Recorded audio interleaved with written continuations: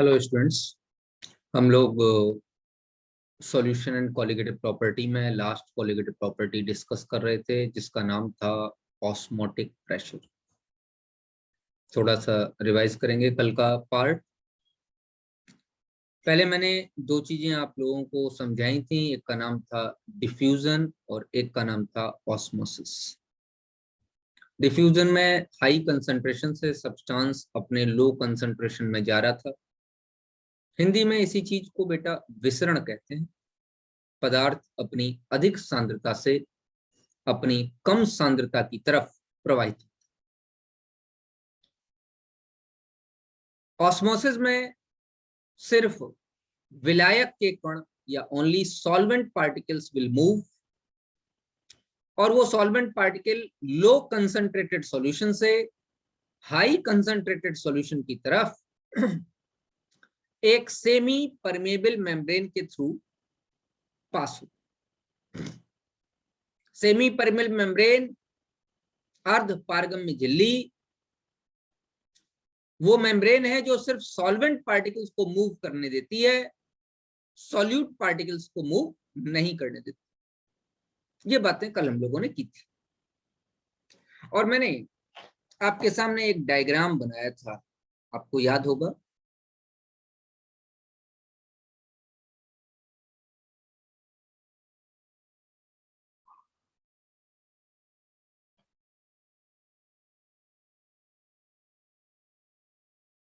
जिसमें हमने बीच में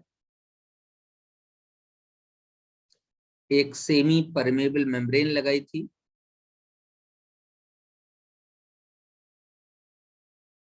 एसपीएम।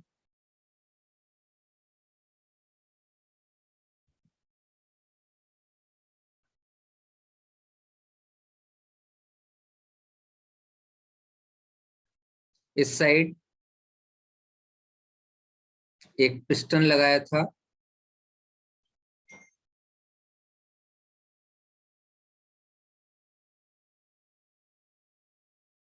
जिस पर प्रेशर लगाया जा सकता है, और यहां इस कंटेनर में एक इनलेट दिया था जिससे कि हम ड्रिंकिंग वाटर भेज सकते हैं।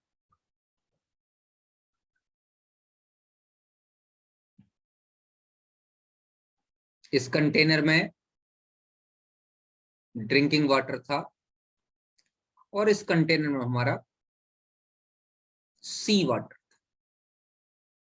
इस तरीके से बना लीजिए।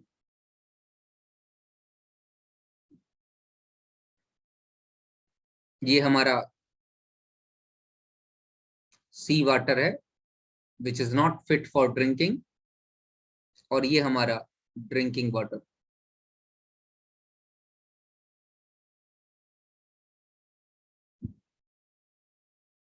ड्रिंकिंग वाटर अपने लो कंसंट्रेटेड सॉल्यूशन को रिप्रेजेंट कर रहा है, और सी वाटर हाई कंसंट्रेटेड सॉल्यूशन का representation.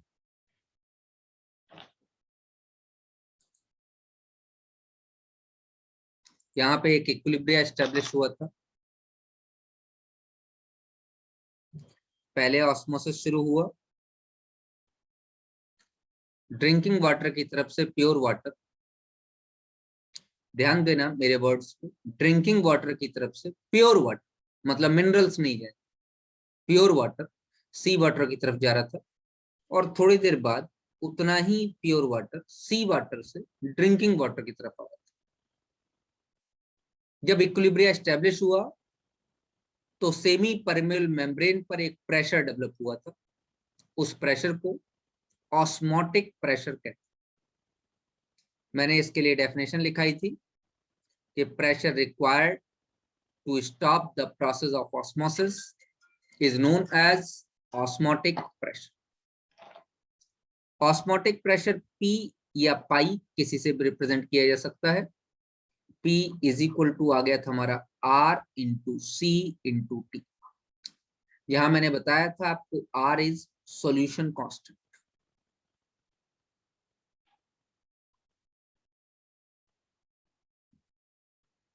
its value is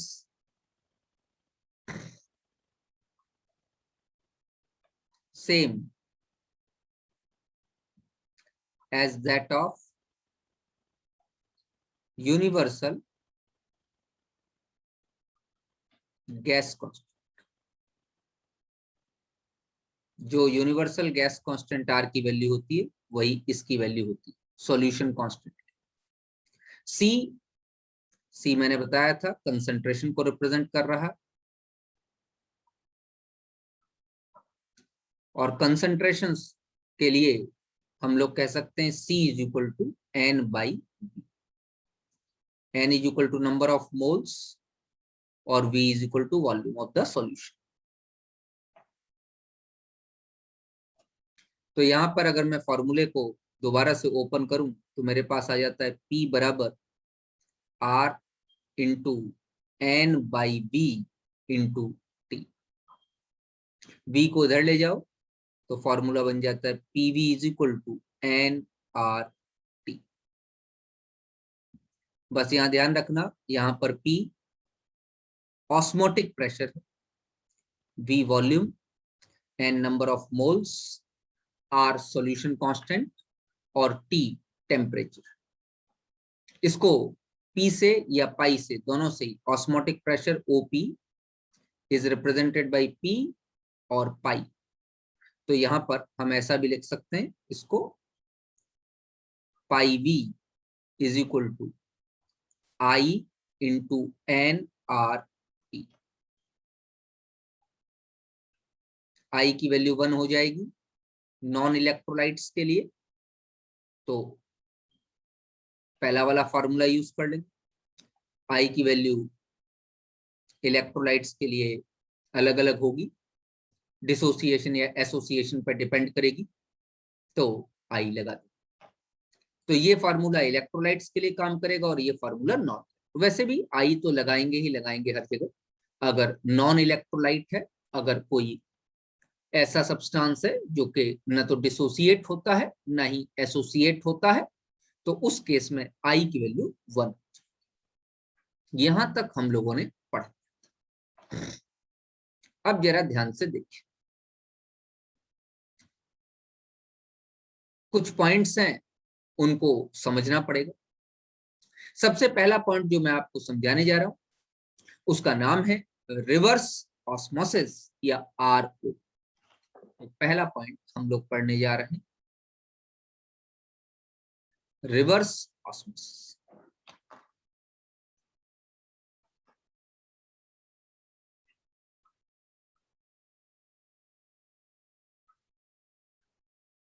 reverse osmosis,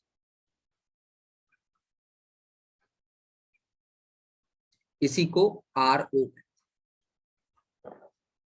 अब जरा रिवर्स ऑस्मोसिस की बात यहां से करें। नाम से ही पता चल रहा है कि ऑस्मोसिस का जस्ट उल्टा होगा। रिवर्स ऑस्मोसिस क्या होगा, ध्यान से देखिए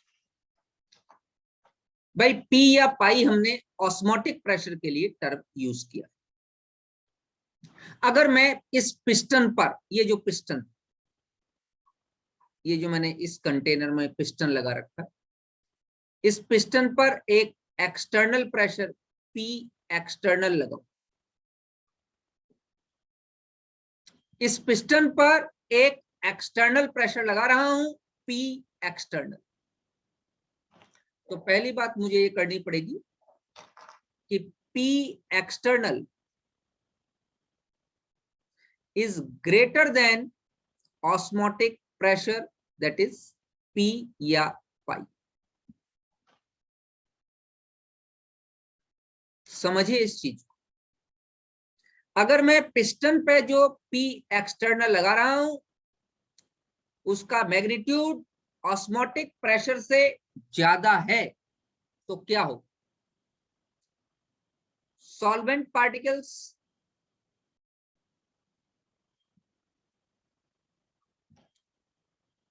will flow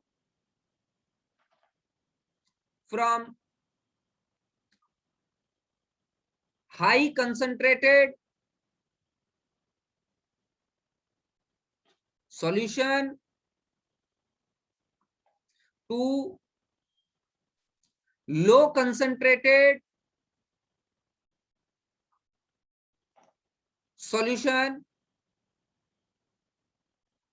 through semi permeable membrane. This process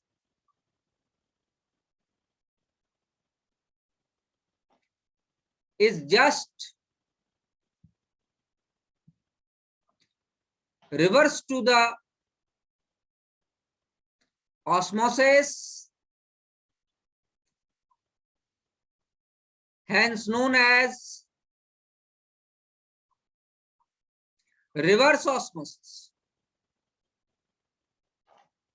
osmosis में क्या होता था, लो कंसंट्रेटेड सॉल्यूशन से solvent particle high concentrated solution की तरफ मूव करते थे।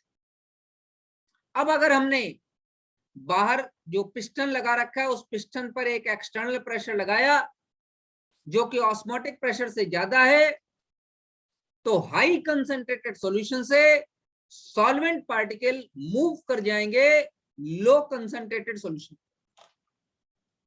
इसका मतलब क्या हो जाएगा, जरा ध्यान से देखिए, यहां से अगर P एक्सटर्नल ज्यादा हो गया, P external is greater than pi, मतलब ऑस्मोटिक प्रेशर, तो कुछ जस्ट रिवर्स प्रोसेस शुरू हो जाए।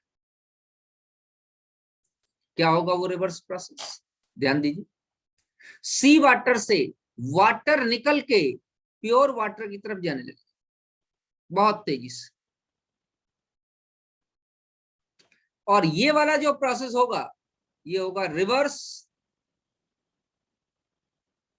ऑस्मोसिस। इसका मतलब एक बड़ा इंपॉर्टेंट प्रोसेस हम लोगों ने खोज लिया कि सी वाटर को हम पीने लायक बना सकते हैं। आप जानते हैं सी वाटर को पिया नहीं जा सकता, we can not drink the sea water.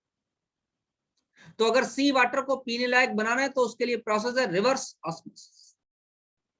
Normally भी ऐसा प्रोसेस कराया जा सकता है जिससे कि हमारे वाटर का कंसंट्रेशन उतना हो जाए जो सेफ फॉर ड्रिंकिंग है। हर जगह से जमीन से निकलने वाला पानी सेफ फॉर ड्रिंकिंग है ऐसा नहीं कहा जा सकता। कभी फ्लोराइड का कंसंट्रेशन उसमें ज्यादा होता है, कभी कुछ और सब्सटेंसेस का कंसंट्रेशन ज्यादा होता है, तो उसको अपने ठीक safe for drinking, fit for drinking के लिए बनाने के लिए हम लोग आरओ का यूज करते हैं। उस केस में आप लोगों के घरों में आरओ लगे हुए, क्यों? अगर आपके घर में आने वाले पानी में फ्लोराइड या किसी का भी कंसंट्रेशन ज्यादा है तो वो आरओ उसको उस लेवल पर ले आएगा जिस लेवल पर वो आपके लिए सेफ हो। तो ध्यान दीजिएगा, ऑस्मोसिस का जस्ट रिवर्स है और तब हो सकता है जब P एक्सटर्नल ऑस्मोटिक प्रेशर से ज्यादा। चलिए, ये पहली बात मैंने आपको समझा। अब देखिए नेक्स्ट पॉइंट। मान लीजिए आपके पास दो solutions, if two solutions A and B have same osmotic pressure,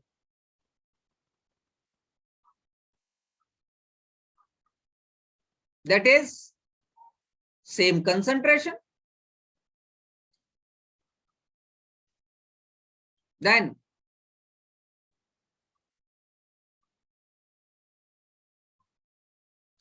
those will be known as isotonic solutions. अगर दोनों का ऑस्मोटिक प्रेशर सेम होगा तो उनको हम लोग आइसोटोनिक सॉल्यूशंस कहें। आइसोटोनिक मतलब जिनका ऑस्मोटिक प्रेशर सेम। ध्यान देना, ये बहुत इंपॉर्टेंट पॉइंट है। 0.9% weight by volume NaCl solution is isotonic to blood.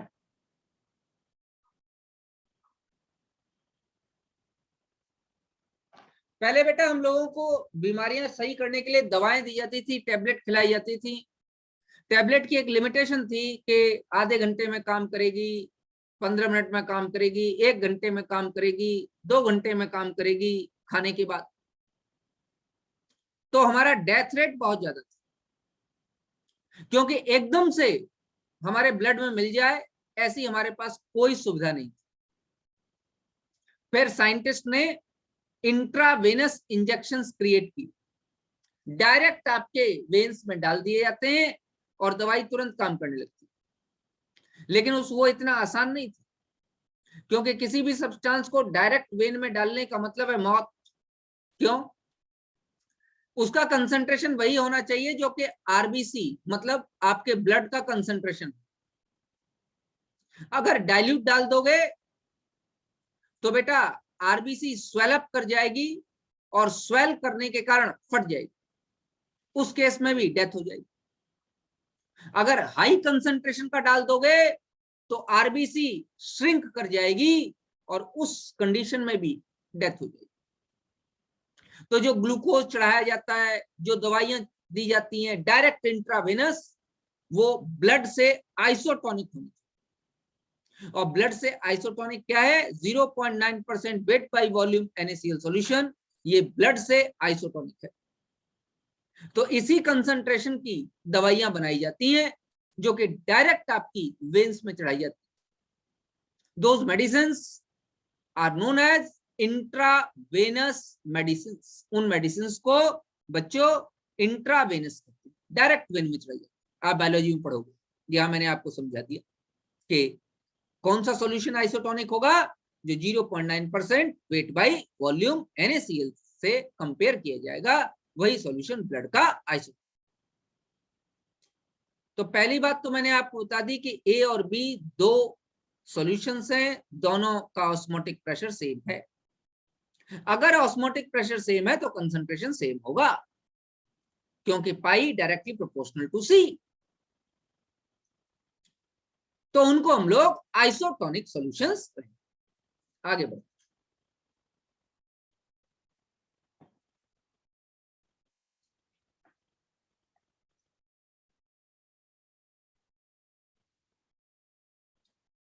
If the two solutions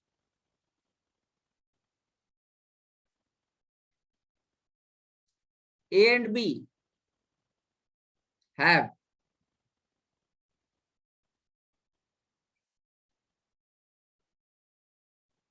different osmotic pressures,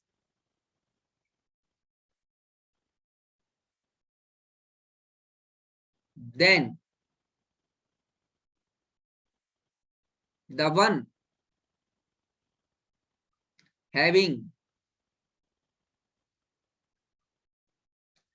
greater osmotic pressure, मतलब जिसका ऑस्मोटिक प्रेशर ज्यादा होगा, is known as hypertonic solution, while the other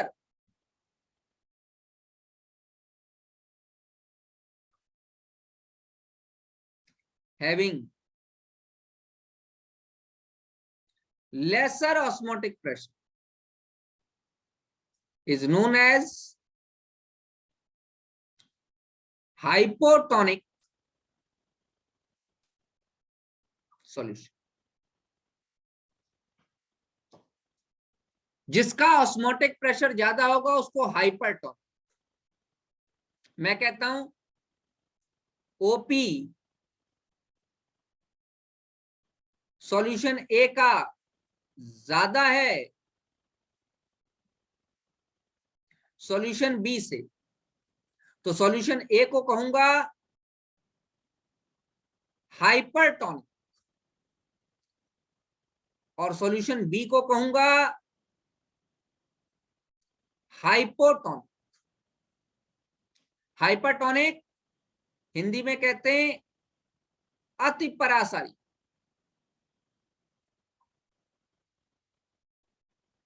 hypotonic Hindi में कहते हैं अल्प परासारी।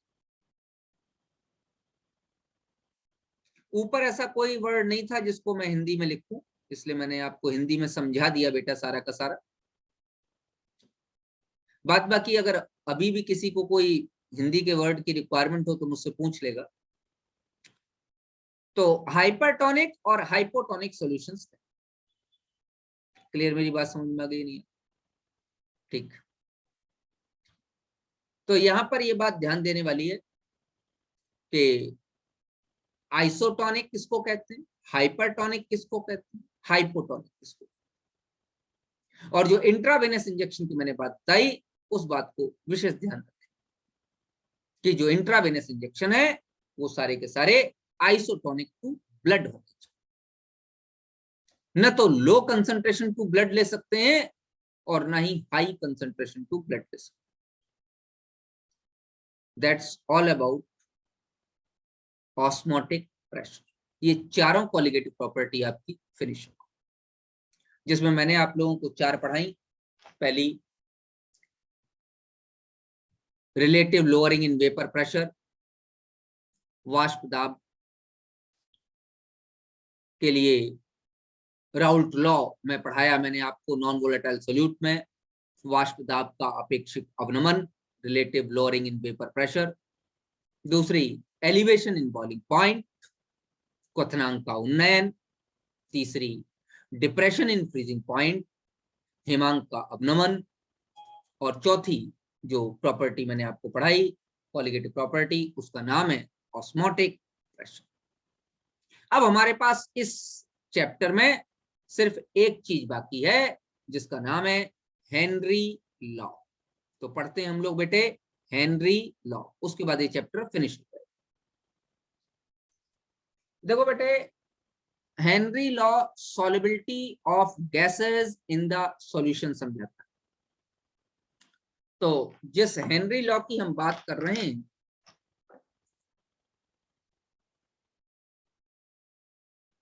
इसको पढ़िए।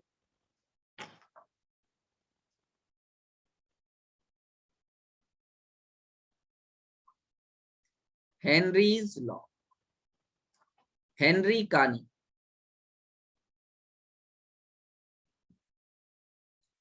it explains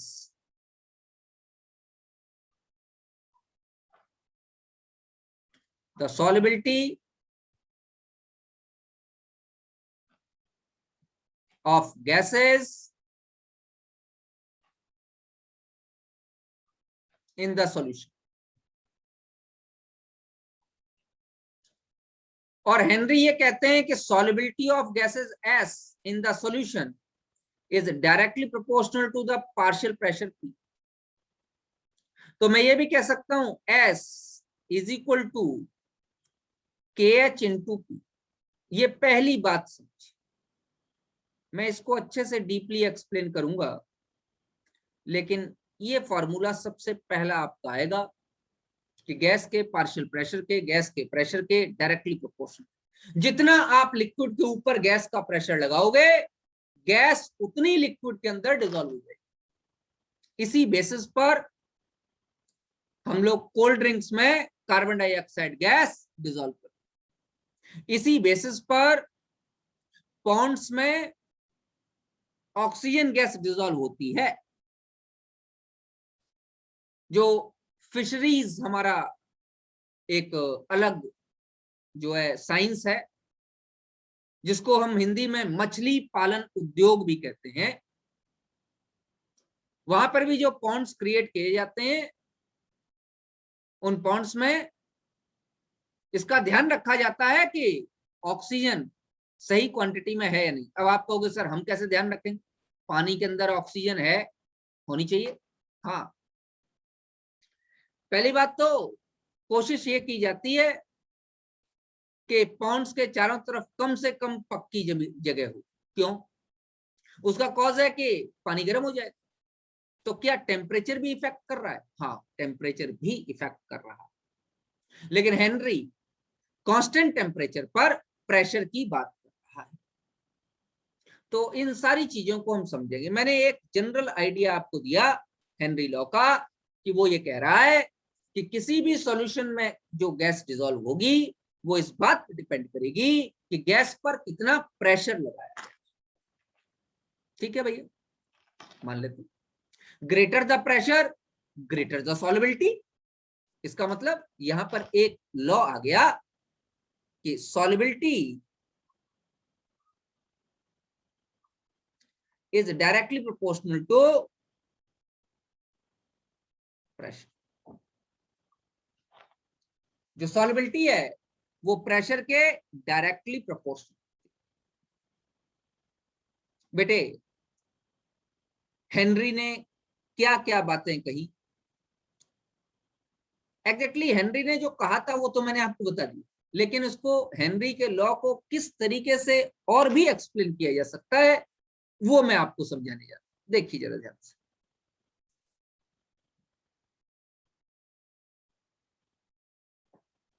पढ़िए हेनरी लॉ। कह रहा है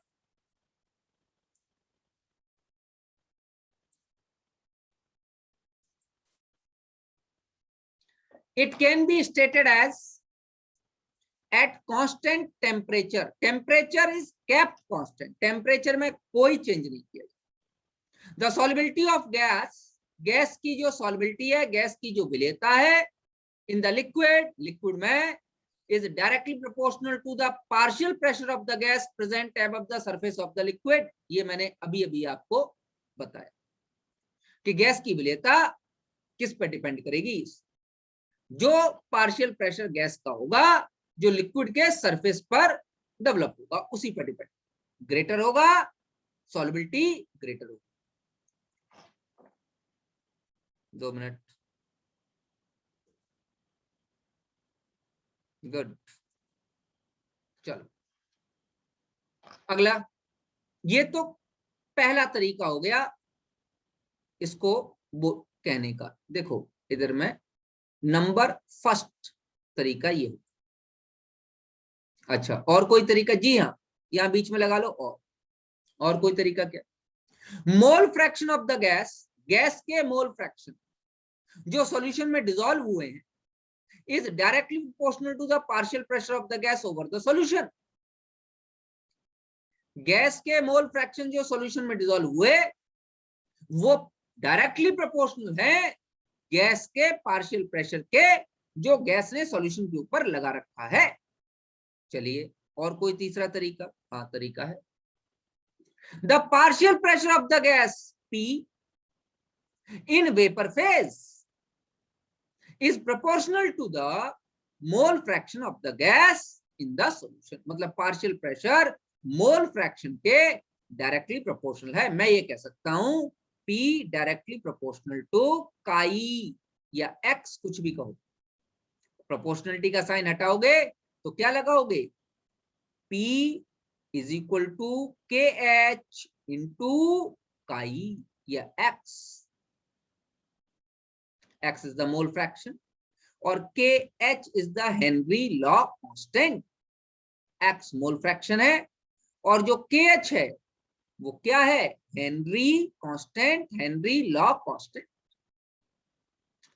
ध्यान दो, कहा है Henrys constant is not the universal constant. ये कोई यूनिवर्सल कांस्टेंट नहीं, ऐसा नहीं है कि हेनरी लॉ कांस्टेंट जो है हर गैस के लिए सेम होगा ना, हर टेम्परेचर के लिए सेम होगा ना, अलग अलग टेम्परेचर के लिए अलग अलग गैसेस के लिए अलग अलग होगा, दिया जाएगा। तो लिखा है it depends on nature of the gas and temperature. ये नेचर ऑफ द गैस और टेम्परेचर दोनों पे डिपेंड करेगा। अगला ये पॉइंट बहुत इंपॉर्टेंट है, KH इंक्रीजेस। अगर KH बढ़ेगा और टेम्परेचर बढ़ेगा, क्योंकि KH टेम्परेचर के साथ साथ ही बढ़ेगा। If temperature increases, KH increases, therefore solubility of the gas decreases। Gas की solubility decrease। फॉर्मूला तो एक ही है, solubility is equal to KH into P या P is equal to KH into X, X is the mole fraction. Formula तो एक। अब जरा ध्यान से देखिए जो मैं आपको बता रहा था, जैसे फिशरीज, इस बात का ध्यान रखें कभी भी पॉन्ड में आसपास की फैक्ट्रीज का गर्म पानी ना आने पाए। क्यों? देखो बेटा, जितना टेम्परेचर बढ़ेगा, temperature increases, solubility of gas decreases. जितना टेम्परेचर बढ़ेगा सॉल्युबिलिटी उतनी डिक्रीज करती चली जाएगी। तो कभी भी अगर गैस की सॉल्युबिलिटी आपको बढ़ानी है तो आपको उसको ठंडा करना पड़ेगा। कोल्ड ड्रिंक्स क्या करते हो? ठंडा करके पीते हो, गर्म करके पीते हो? जितनी ज्यादा कोल्ड होगी, जितनी ज्यादा टेम्परेचर डिक्रीज होगा, समझिए इस चीज को, उतनी जो गैस है अच्छे से डिसॉल्व हो जाए and the taste become better. इसी तरीके से यदि कोई गर्म पानी या कोई गर्म चीज पॉन्ड्स में आ रही है, तालाबों में आ रही है, तो तालाब में पलने वाली मछलियां मर जाएंगी। क्यों मर जाएंगी? क्योंकि बेटा पॉन्ड में एक लेवल में ऑक्सीजन प्रेजेंट है। किसके साथ? वाटर के साथ, डिजॉल्व्ड ऑक्सीजन, और उस ऑक्सीजन की वजह से ही मछलियां जिंदा हैं। तो जो फिशरीज है, जो मछली पालन उद्योग है, उसमें इस बातों का ध्यान रखा जाता है कि पॉन्ड का टेम्परेचर कितना है। कहीं ज्यादा टेम्परेचर तो नहीं हो गया, ज्यादा टेम्परेचर हो गया ऑक्सीजन निकल जाएगी या एक लेवल से कम हो जाएगी, और अगर ऑक्सीजन कम हो गई तो मछलियां मरना शुरू हो जाएंगी। तो temperature increases, solubility of the gas decreases. और एक एग्जांपल देता हूं बहुत अच्छा, वो भी सुनो। सी डाइवर्स, जो गोताखोर होते हैं, जो समुद्र में गोताखोर होते हैं, उनको जो गैस दी जाती है उस गैस में प्योर ऑक्सीजन नहीं होती। इस बात को जो सिलेंडर वो पीठ पे लाद के जाते हैं बच्चों, that do not contain pure oxygen. अगर हम प्योर ऑक्सीजन दे देंगे तो वो मर जाएंगे। अब आप कहोगे सर ऐसी कैसी बात करो, ऑक्सीजन ही तो चाहिए सांस लेने के लिए, मरेंगे क्यों? मर जाएंगे। कारण बता, गोताखोर जब पानी के नीचे जाता है तो उसके ऊपर प्रेशर लगता है, बॉडी के ऊपर बहुत ज्यादा। तो प्रेशर ज्यादा लगेगा, तो अभी अभी ऊपर मैंने आपको पढ़ाया कि प्रेशर बढ़ेगा तो सॉल्युबिलिटी गैस की बढ़ेगी। तो अगर सारी ऑक्सीजन उसने ले ली है तो ज्यादा ऑक्सीजन, अपनी जरूरत से ज्यादा ऑक्सीजन उसके बॉडी में चली जाएगी। तो इससे कोई नुकसान? इससे नुकसान नहीं है, नुकसान दूसरी वजह से। जब वो ऊपर आएगा तो प्रेशर उतनी तेजी से डिक्रीज होगा। तो इसका मतलब जरूरत से ज्यादा ऑक्सीजन बॉडी से बाहर भी निकल जाए और ब्लेंड्स पड़ जाएंगे। ब्लेंड्स जानते हो ना, बायो वाले बच्चे ब्लेंड जानते होंगे, जो खून की नली है उसमें गैप्स आ जाएंगे, ब्लेंड्स पड़ एयर, और आदमी मर। इसीलिए उसको, चूंकि समुद्र के नीचे जा रहा है, उसकी बॉडी पर प्रेशर बढ़ेगा, इसलिए हम लोग उसको ऑक्सीजन, नाइट्रोजन, हीलियम, ऐसी गैसेस का मिक्सचर मिला के देते हैं, जिससे उस गैस को ज्यादा डिसॉल्व हो। ऊपर आएगा, गैस निकलेगी, लेकिन सारी ऑक्सीजन ना निकले। डिसॉल्व होने वाली गैसेस में कुछ ऐसी भी गैसेस हों जिन गैसेस से हमको फर्क नहीं। This is known as the diving. Sea divers कहे जाते हैं गोताखोर। यहां पर हेनरी लॉ काम करता है। That's all in the case of solution. आज बेटा मैंने आपका सॉल्यूशन नाम का टॉपिक खत्म कर दिया। अब हम लोग मिलेंगे नेक्स्ट क्लास में अपने किसी नए टॉपिक के साथ। ठीक है, आपसे मिलता हूं मैं आपकी नेक्स्ट क्लास। ये तैयार कीजिए बच्चों बैठ के, और इसमें जितना भी मैंने लिखाया है वो कम से कम 2-3 बार कॉपी में, रफ कॉपी, एक तो फेयर कॉपी में लिखो और 1-2 बार रफ कॉपी में लिखो जो कुछ भी मैंने लिखा है आपको। ठीक है, और न्यूमेरिकल प्रॉब्लम्स सॉल्व कीजिए। आपसे मिलता हूं अपनी नेक्स्ट क्लास।